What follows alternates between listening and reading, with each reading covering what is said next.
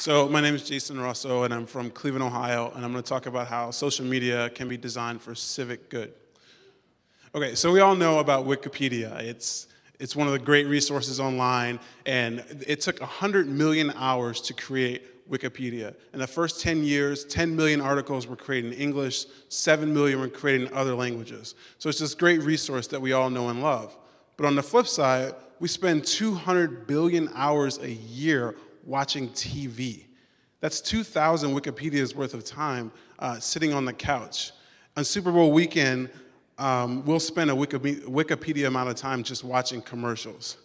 So what we're getting at is this idea, Clay Shirky's idea of cognitive surplus. So let's assume that the capacity of this room here is 200 people.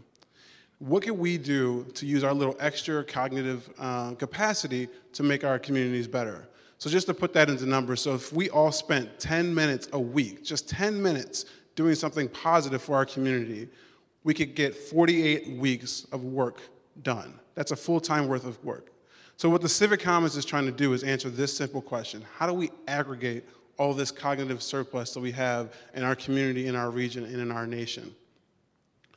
So this is what comes of going from black and white to the beautiful color of the Civic Commons, turning talk into action.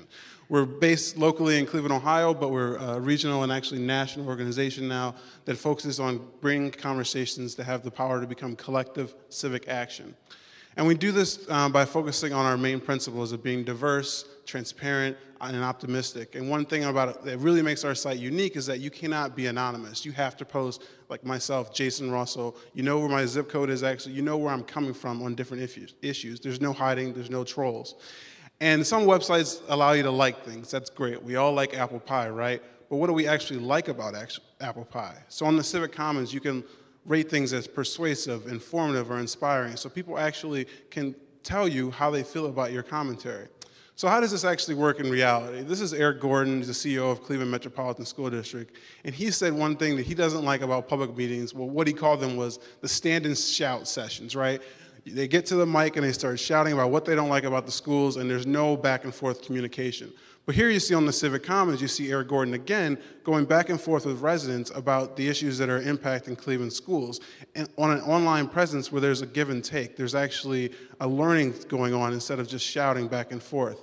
And here's another example, Cleveland City Councilman Brian Cummins, and I put examples of letters. You know, you can write a letter to your congressman. Does that ever actually get, read by that individual? But if you take that and put it on an online forum where he is actually responding back and forth whenever he has an opportunity to, or whenever you have time to talk to him, and this is a great example of this is a tax issue in the city of Cleveland that he's trying to get feedback from residents about, like, what should I do? How should I vote on this? What are your thoughts on how this can move forward?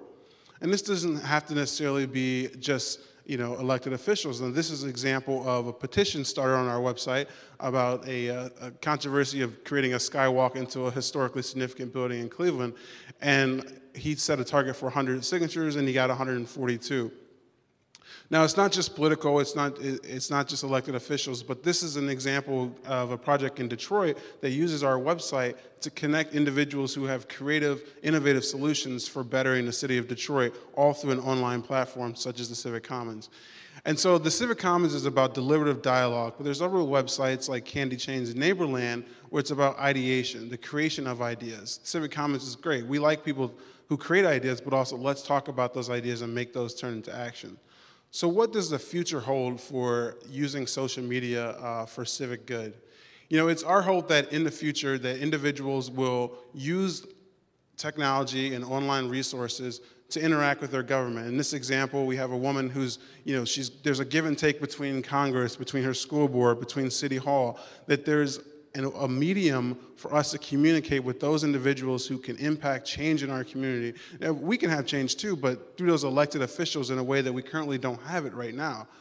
This is an example in black and white. I put the town hall meeting where everyone's sitting there listening to someone speak, but then can we participate in a town hall meeting through a tablet, through a laptop, in the comfort of our own home, and still have the same voice in a way that we would in being present at those town hall meetings? So you have all these types of social medias, which surprisingly I left off Google+, but maybe that says something about the service, All these social medias are out there to allow you to communicate and have change in your community. But the Civic Commons, we like to say, is social media for shit that matters. So thank you.